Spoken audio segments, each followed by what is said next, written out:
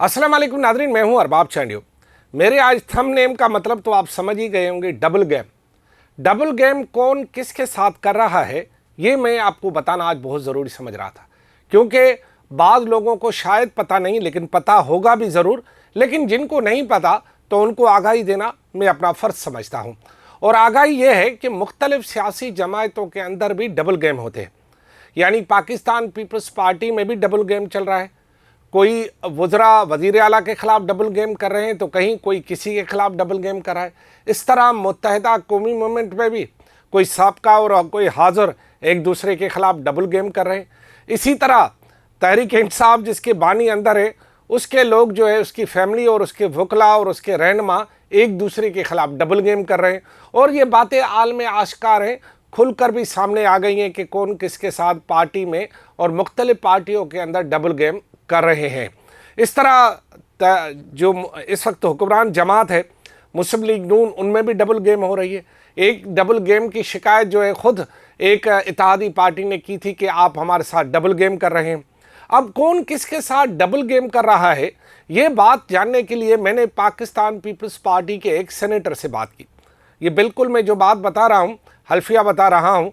और मैंने जब उनसे पूछा कि भाई क्या हाल हवाल है आपका, तो वो सिंध में जो है वो जो है जो कैनाल्स के मामला है, इस पर तो सिंध में आपको खासा जो है वो मुखालफत का सामना है और आम तौर पर मासेस में आपको पसंद नहीं किया जाता, आपकी पाकिस्तान पीपल्स पार्टी की पॉलिसी को पसंद नहीं किया जाता। हालांकि आपने इस वक्त सिंध असेंबली में करारदाद भी मंजूर कराई है, आप बयानात भी जारी कर रहे हैं और ये सारी सिचुएशन है। आप बताएं कि आप इस वक्त क्या सोच रहे हैं, ये बताएं। जब सेनेटर साहब से मेरी ये बातचीत हो रही थी तो उन्होंने मुझे ये कहा कि जी जनाब, हम सोच जो भी रहे हैं वो हम आपको बाद में बताएंगे, लेकिन हमारे साथ जो हो रहा है वो पहले बता दूं।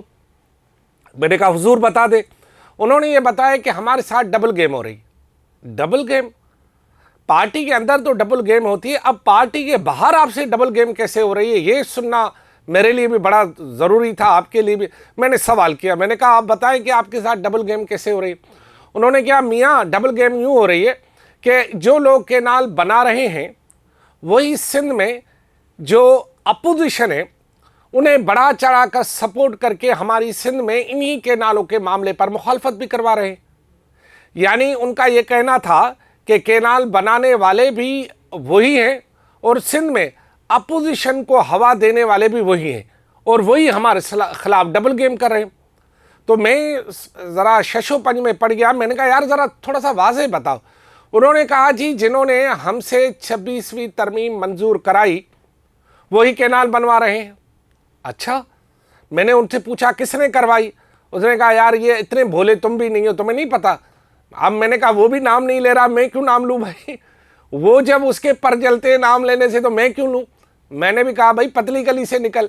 मैंने कहा ठीक है भाई, आप नाम नहीं ले रहे हो, हम भी नाम नहीं ले रहे, मैं सिर्फ आपकी बात बताना चाहता हूँ कि वो पाकिस्तान पीपल्स पार्टी के लोग ये सोच रहे हैं कि उनके साथ डबल गेम हो रही है। यानी एक तरफ कैनाल बनाए जा रहे हैं और उसके लिए जो है वो फंड भी रखे जा रहे हैं और कैनाल बनाने वालों के लिए इश्तिहारी मुहिम भी चल रही है। मुख्तलिफ टीवी चैनल पर कैनाल्स के हक में लोगों को बुलवाया भी जा रहा है और खुसन पंजाब में। और दूसरी जानिब जो सिंध है, सिंध में अपोजिशन का काम ही मुखालफत करना है। ये कोई नई बात तो नहीं है, करनी चाहिए उससे मुखालफत, क्योंकि अपोजिशन होती ही सरकार की मुखालफत में। उनको मौका दिया है खुद उन्होंने, बकौल जो है पीपल्स पार्टी के डबल गेम करने वालों ने।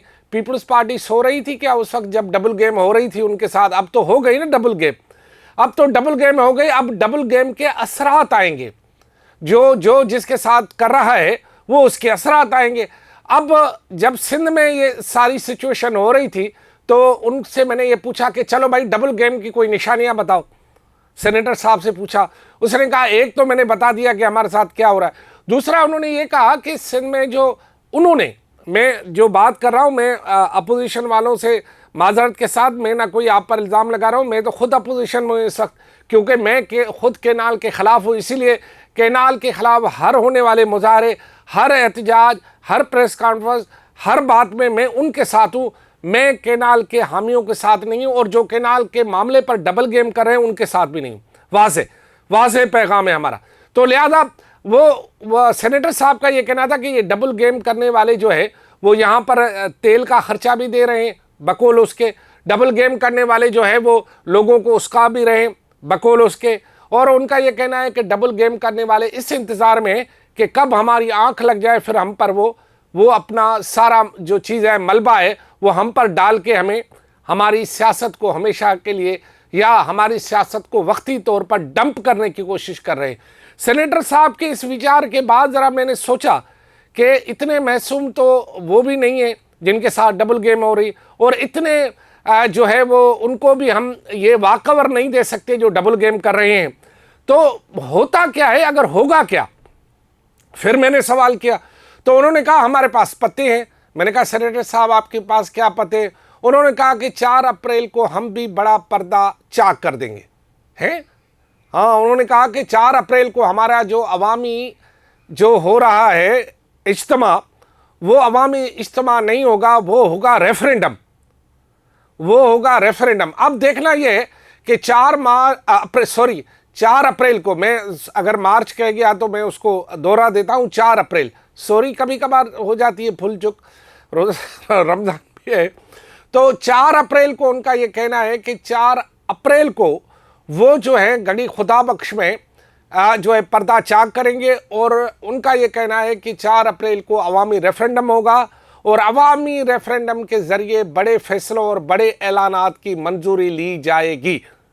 यानी उन्होंने इस डबल गेम से निकलने का रास्ता ढूंढ लिया है बकौल उनके कि हम इस रास्ते से डबल गेम से निकल जाएंगे। अब देखना यह कि अपोजिशन इनको इस डबल गेम में रहने, या जो अपोजिशन ये चाहती है कि पाकिस्तान पीपल्स पार्टी के केनाल के मामले को लेकर उनकी सियासत को हमेशा के लिए दफन या डंप करने की जो वो बात कर रहे हैं, क्या उसमें कामयाब हो जाते हैं? क्योंकि 4 अप्रैल के बाद जो है वो गेम चेंज होगा। यानी 4 अप्रैल के बाद सिंध की सूरत हाल का जैसे जैसे गर्मी बढ़ेगी, सिंध की सियासत में गर्मी बढ़ेगी, जैसे जैसे सूरज से तपिश पैदा होगी, सियासी टेम्परेचर में भी इजाफा हो जाएगा। और देखना यह है कि जो डबल गेम करने वाले हैं उनके साथ डबल गेम हो जाता है या फिर वो अपने डबल गेम करने में कामयाब हो जाते हैं। बहरहाल एक बात मैं आपको बताऊं, मुनाफकत बहुत हो रही है, सब समझ रहे हैं कि किसके साथ क्या हो रहा है। सच्ची बात बता रहा हूं, बड़ी मुनाफिकत हो रही, सब समझ रहे हैं लेकिन खुलकर कोई नहीं आ रहा। ये ऑफ द रिकॉर्ड हमें बता रहे हैं, खुलकर कोई नहीं आ रहा। सब समझते हैं कि कौन किसके साथ गेम कर रहा है और मुनाफिकत कर रहा है। वो सब साथ बैठे भी एक दूसरे के साथ मुनाफिकत कर रहे हैं, वो सब समझ रहे हैं। और कौन किसके चंबे में आ गया है वो भी समझ रहे हैं, और किसके बाल किसके पाँव के तले आ गए वो भी समझ रहे हैं सारी चीज़ें। लेकिन कोई खुलकर नहीं बोल रहा, क्योंकि शायद किसी में खुलकर बोलने की जरूरत नहीं है, या तो जरूरतमंद जिंदा नहीं होते, ये भी हो सकता है कि वो फिर रहते नहीं है। तो लिहाजा हर कोई ये देखता है कि जरूरतमंद का अंजाम क्या होगा, इसलिए खुलकर नहीं आ रहे। लेकिन दूसरी बात जो मैं आपको पते की बताऊं, उसके बाद आपसे इजाज़त चाहूँगा, वो ये है कि यहाँ हर किसी का रेट लगा हुआ है, हर किसी ने अपने रेट बांधे हुए। किसी का रेट बड़ा है, किसी का छोटा है। हम फकीर होगा तो कोई रेट ही नहीं भाई, कोई बात नहीं। असल में क्या है कि ब्लैकमेल करने वालों का रेट बहुत होता है, और जो फ़कीर आदमी है उनका कोई रेट ही नहीं होता। फ़कीर को 10 आना 4 आना, वैसे थोड़ा बहुत तो हमारा भी रेट है, लेकिन इतना नहीं है कि जितना बता सके। थोड़ी शर्मिंदगी सी हो रही है। यहाँ सबके रेट बंधे हुए, सबका कोई ना कोई खांचा बंधा हुआ है, और सब मुनाफकत कर रहे हैं, कोई किसी के साथ सच्चा नहीं है।